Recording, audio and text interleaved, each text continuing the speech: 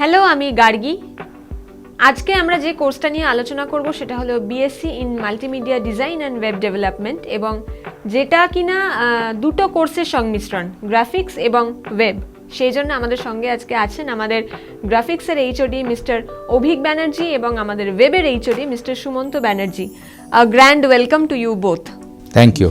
Sir, আমি প্রথমেই আপনার কাছে যেটা জানতে চাইবো সেটা হচ্ছে যে এই BSc in multimedia design and web development এই কোর্সটা ঠিক কীরকম, মানে এই কোর্সটা সম্পর্কে যদি আপনি আমাদেরকে একটু কিছু বলেন।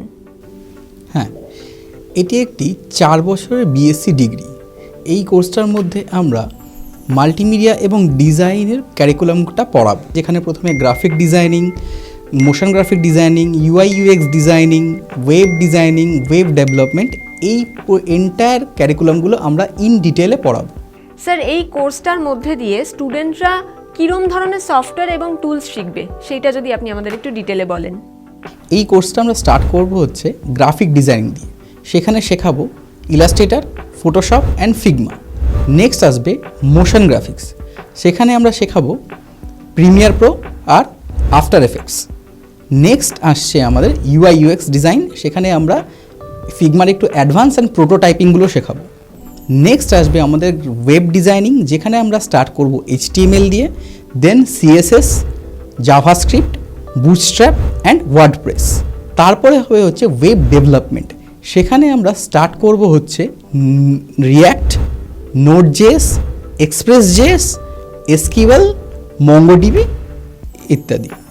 স্যার, আমি এবার একটু আপনার কাছে জানতে চাইবো যে এই ডিগ্রি প্রোগ্রামটা কি শুধুই মানে থিওরিটিক্যাল ক্লাসেস আছে, নাকি এর মধ্যে আমরা প্র্যাকটিক্যাল সেশনটাও পাচ্ছি?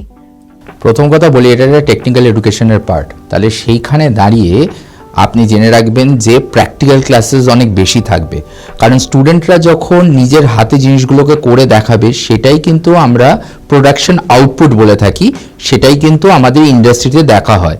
থিওরিটিক্যাল ক্লাস তাই বলে কি থাকবে না? থাকবে, কিন্তু থিওরির একটা পার্টিকুলার অংশ অবধি থাকবে, তার বেশি থাকবে না। পার্টিকুলারলি এই কোর্সটার ক্ষেত্রে মুপল বেহালা কলেজের সঙ্গে কিভাবে অ্যাসোসিয়েটেড সেইটা যদি একটু আপনি আমাদের বলেন। একটি ন্যাকের তরফ থেকে স্বীকৃতি পেয়েছে, A++ গ্রেড পেয়েছে, প্লাস অটোনোমাস কলেজ একটি। আমাদের যে এতদিনের আমরা মুপল ইনস্টিটিউট যেই ধরনের কোর্স করাই, আমরা সেই কোর্সটাই এখন বেহালা কলেজের সাথে হাত মিলিয়েছি, যাতে স্টুডেন্টরা শুধু সার্টিফিকেট কোর্স না, ডিগ্রি কোর্সের পুরো সুবিধাটা পায়, এবং বেহালা কলেজের মতো একটা কলেজের থ্রু থেকে তারা ক্লাস করে বা কোর্সটা কমপ্লিট করে ডিগ্রি পেয়ে জবের দিকে এগিয়ে যেতে পারে। স্যার, এই কোর্সটা কমপ্লিট করার পর যে ডিগ্রিটা দেওয়া হবে সেটা কি ইউনিভার্সিটি রেকগনাইজড? হ্যাঁ, একদম। কারণ বেহালা কলেজ একে তো অটোনোমাস, তারপরে কলকাতা বিশ্ববিদ্যালয় দ্বারা স্বীকৃত। Multimedia design and web development এই কোর্সটায় ভর্তি হতে গেলে কীরকম যোগ্যতা লাগবে সেটা একটু যদি আপনি আমাদের বলেন।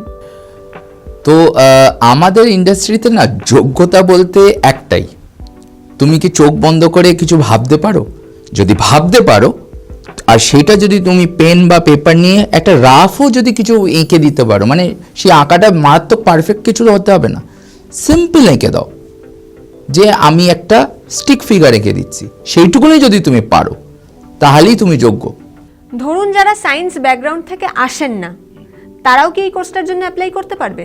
বিএসসি ডিগ্রি দেখে অনেকে ভাবে যে সায়েন্স পড়েই হয়তো আমাকে আসতে হবে, কিন্তু যারা ন্যাশনাল এডুকেশন পলিসি সম্বন্ধে জানে তারা আরও বেটার বলতে পারবে এই জিনিসটা। কিন্তু আমি সাধারণ ভাষায় আপনাদের বুঝিয়ে দিচ্ছি, স্টুডেন্টরা যারা আসবে আমাদের কাছে, তাদের কাছে এই সায়েন্স পড়েই আসতে হবে, না হলে বিএসসি ডিগ্রি করা যাবে না, এই ধারণাটা পুরোপুরি ফেলে দিয়ে আসতে। এই গ্র্যাজুয়েশন কোর্সটা করার পরে ছেলেমেয়েরা কি লেটেস্ট টেকনোলজিগুলো ইউজ করে আধুনিক প্রক্রিয়ায় ওয়েবসাইট ডিজাইন এবং ডেভেলপমেন্ট করতে সক্ষম হবে? আপনি কি মনে করেন?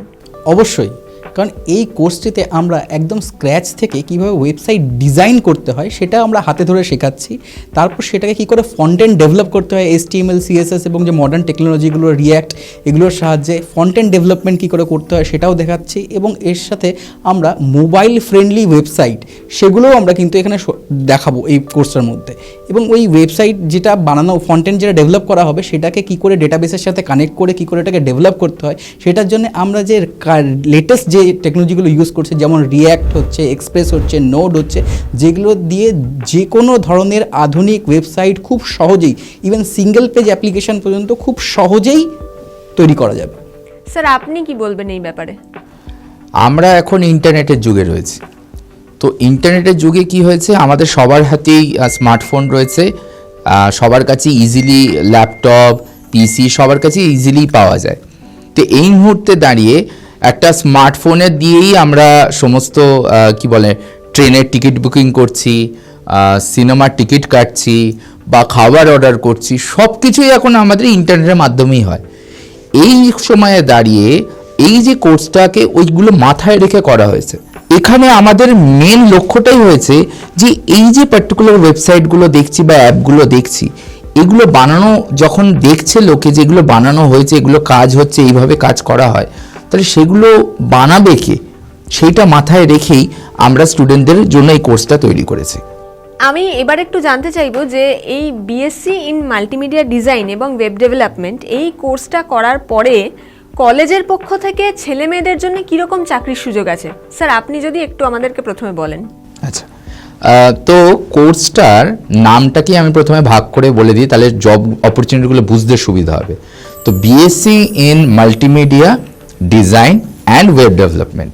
তো প্রথমে আমরা মাল্টিমিডিয়া অ্যান্ড ডিজাইনটার কথাটা বলে নিই।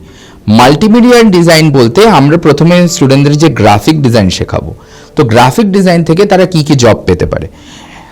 গ্রাফিক ডিজাইনার হতে পারে, লোগো ডিজাইনার হতে পারে, ভিজুয়াল আর্টিস্ট হতে পারে, ভিজুয়ালাইজারের কাজ করতে পারে। এরপরে আছে আমাদের মাল্টিমিডিয়ার পার্টটা, যেটা হচ্ছে আমাদের মোশন গ্রাফিক ডিজাইন। সেখানে একটা মোশন গ্রাফিক ডিজাইনার হতে পারে, মোশন আর্টিস্ট যেটাকে আমরা বলি। তারপরে যে কোনো মিডিয়া হাউসে, যেমন নিউজ চ্যানেল বলুন, যেখানে আপনি দেখবেন কন্টিনিউয়াসলি রানিং আপনাদের যেসব রোলার এগুলো থাকে আসে, সেই কাজগুলো ডাইরেক্টলি, বা লোগো অ্যানিমেশন করা, মানে যে কোনো চ্যানেলের লোগো বা আপনি যে কোনো নিউজ চ্যানেলের লোগো যে অ্যানিমেট করে আসে, সেই পুরো জিনিসগুলো কিন্তু মোশন গ্রাফিক্সের কাজ। তো মোশন গ্রাফিক্সের ক্ষেত্রে এই ধরনের জব অপরচুনিটিগুলো একটি স্টুডেন্ট পেতে পারে। এরপরে আছে, তারপরে আসছে হচ্ছে ওয়েব ডেভেলপমেন্ট পার্টটা, সেটা আমি সুমন্তকে বলবো যে ও এই ব্যাপারটা বেটার বলতে পারবে জিনিস। স্যার ওয়েবের পার্টটা যদি আপনি একটু আমাদেরকে ডিটেলে বলেন। হ্যাঁ, যেহেতু এই কোর্সটায় আমরা একদম স্ক্র্যাচ থেকে স্টার্ট করছি, ওয়েব ডিজাইনিংয়ের ক্ষেত্রে প্রথমে স্টার্ট করছি ইউআই ইউএক্স ডিজাইনিং। তো সেখানে এই কোর্সটা কমপ্লিট করার পর কেউ ইউআই ইউএক্স ডিজাইনার হিসাবে, যেখানে সে মোবাইল অ্যাপ্লিকেশন বা ওয়েবসাইটের যে লেআউট ডিজাইনগুলো হয় সেগুলো করতে পারে। তারপর আমরা HTML CSS শেখার পর সে ফন্টেন্ডের যে কোনো ওয়েবসাইটের ফন্টেন্ড যেটা সামনে ইউজারকে দেখতে পাই সামনে, যে ফন্টেন্ড ডিজাইনার, সেইটা হিসাবে সে নিজের কেরিয়ার বানাতে পারবে। এছাড়া তার সাথে সাথে সে ব্যাক এন্ড ডিজাইনার, যেমন যখন তারা নোড, এক্সপ্রেস এগুলো শিখছে, তখন সেটা ব্যাক এন্ড ডেভেলপার, সেখানে নিজের কেরিয়ার বানাতে পারে। যখন ফ্রন্ট এন্ড ব্যাক এন্ড শিখে গিয়ে সে নিজেকে একটা ফুল স্ট্যাক ওয়েব ডেভেলপার হিসেবে নিজেকে কিন্তু কেরিয়ার তৈরি করতে পারে এই কোর্সটায়।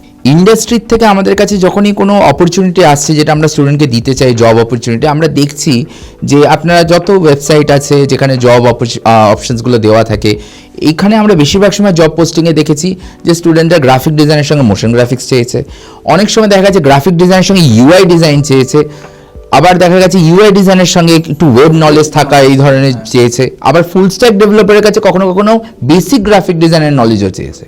তো আমরা দেখেছি যে একটা স্টুডেন্টকে তৈরি করতে গেলে আমাদের এই তিনটে সেক্টর যদি শিখিয়ে দিই, তার কাছে জবের কোনো অভাব হবে না। স্যার ই কমার্স এখন একটা বুমিং ইন্ডাস্ট্রি এবং এর যা র্যাপিড গ্রোথ আমরা দেখতে পাচ্ছি, তার নিরিখে এই BSc in multimedia design and web development এই কোর্সটা কমপ্লিট করার পরে ছেলে মেয়েদের জন্য কি চাকরির সুযোগ আরও ভালো হতে পারে বলে মনে করছেন আপনারা? অবশ্যই, কারণ ই কমার্স ইন্ডাস্ট্রিতে যে ধরনের নলেজেবল পার্সন প্রয়োজন বা টেকনিক্যাল নলেজ দরকার, সে প্রত্যেকটা আপনি এই কোর্সটার মধ্যে পেয়ে যাবেন। আপনি ই কমার্স ইন্ডাস্ট্রিতে সব থেকে ইম্পর্টেন্স দেওয়া হয় ছবির ওপর, কারণ একটা ইমেজের উপর বেস করেই কিন্তু একটা ইউজার তার পারচেস ডিসিশন নেয়। তো সেক্ষেত্রে ছবিটা যত অ্যাট্রাকটিভ হয়, তত তার কেনার প্রবণতাটা বাড়ে। তো সেক্ষেত্রে গ্রাফিক ডিজাইনিং কিন্তু ভীষণ হেল্প করবে এক beautiful and attractive image create করার জন্য। তো সেক্ষেত্রে এটা খুব ইম্পর্টেন্ট।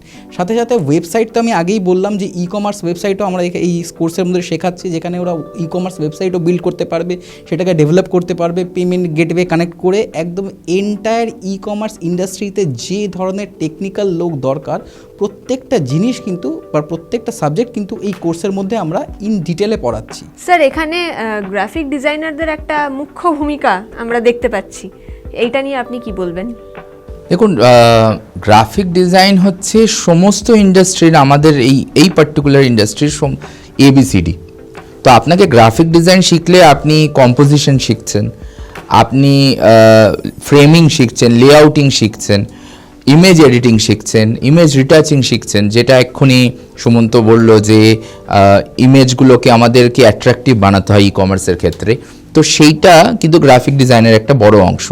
তো সেইগুলো শিখে সেগুলো করে নিয়েই তারপরে তারা ওয়েবসাইটে যাচ্ছে, ওয়েবসাইট বিল্ড করছে। এবার এখানে আরেকটা জিনিসও বলি, এখানে আরেকটা ইম্পর্টেন্ট জিনিস হচ্ছে কালার থিওরি। কালার সেন্স যদি ডেভেলপ করতে তাকে গ্রাফিক ডিজাইন জানতে হবে। কালার সেন্স যখন তার ডেভেলপ হয়ে যাবে সে তখন আরও বেটার ওয়েবসাইট বিল্ড করতে পারবে, সেটা ইউআই ডিজাইনের একটা পার্ট। আবার ইউআই ডিজাইনের পুরো জিনিসটা করার পরে তারপরে তারা চলে যাচ্ছে ওয়েব ডিজাইনের কোডিংয়ের পার্টটা, যেটা ডেভেলপমেন্ট, ফুল স্ট্যাক ডেভেলপমেন্ট, এই ধরনের আমরা যেটা বলছিলাম। স্যার আপনার কাছে আমি এবার একটু জানতে চাইবো যে এই আমাদের এভিজিসি ইন্ডাস্ট্রির এই সময়ের অবস্থান ঠিক কীরকম এবং ভবিষ্যতে এর কীরকম সম্ভাবনা রয়েছে? আচ্ছা, এভিজিসি ইন্ডাস্ট্রি একটা সময়, মানে আগে আমি বলছি আমরা যখন পড়াশোনা করেছি এই বিষয় নিয়ে, তখন এইটা নিয়ে লোকের মধ্যে ধারণা খুব কম ছিল। তখন লোকেরা বুঝতো না যে এই ইন্ডাস্ট্রিটা কী, কীরকমভাবে কাজ হয়। কিন্তু তাদের চোখের সামনে কিন্তু ভুরি ভুরি উদাহরণ ছিল, কিন্তু তারা বুঝতে পারছে না এটা কারা করছে। সময়ের সাথে আজকে 2025-এ দাঁড়িয়ে আমি এইটুকুনি বলতে পারি, লোকেরা এখন animation, VFX, gaming, design, web development, এই ধরনের টার্মসগুলো শুনে শুনে আস্তে আস্তে নিজেদের শিক্ষিত করতে পেরেছে এবং তারা বুঝতে পারছে যে এইরকম একটা ইন্ডাস্ট্রি আছে যেখানে গিয়ে কিন্তু তাদের ছেলেমেয়েরা চাকরি করতে পারে বা নিজেদের কেরিয়ার তৈরি করতে পারে। কয়েক বছর আগের ঘটনা বলছি, যখন একটি দুর্ভাগ্যজনক লকডাউনের শিকার আমরা সবাই হয়েছিলাম। তো সেই সময় কিন্তু অনেক ইন্ডাস্ট্রি, আমরা চারিপাশের অনেক লোকেরই শুনেছি তাদের চাকরি চলে গেছে। আমাদের ইন্ডাস্ট্রি কিন্তু সেই সময় একদম টপ নচ পজিশনে ছিল, কন্টিনিউয়াস কাজ হয়েছে। কারণ সেই সময় গভর্নমেন্ট অনেক রকম বিজ্ঞপ্তি জারি করেছিল, সেটা ভিডিওর মাধ্যমে হয়েছে, সেটা স্টিল গ্রাফিকের মাধ্যমে হয়েছে। তো সেগুলোর সমস্ত কাজের দায়িত্ব কিন্তু তখন আমাদের ওপর পড়েছিল।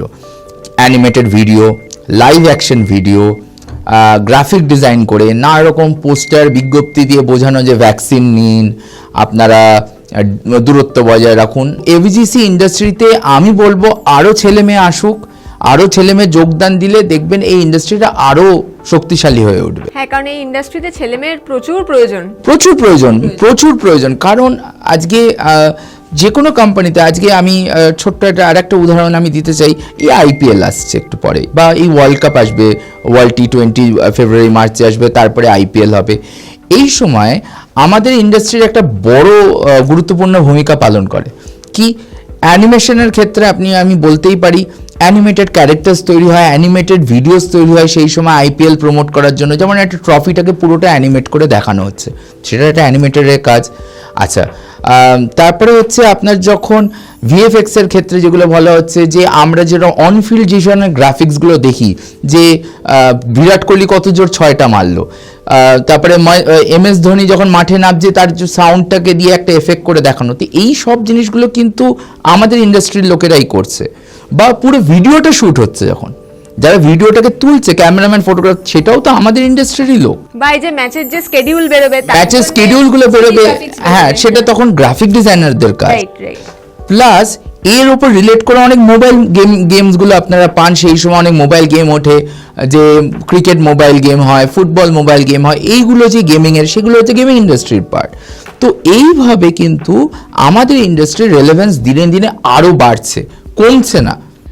দুর্দান্ত একটা সেশন আমরা কমপ্লিট করলাম অভিক স্যার এবং সুমন্ত স্যারের সঙ্গে। Thank you so much, thank you both for your valuable time. Thank you.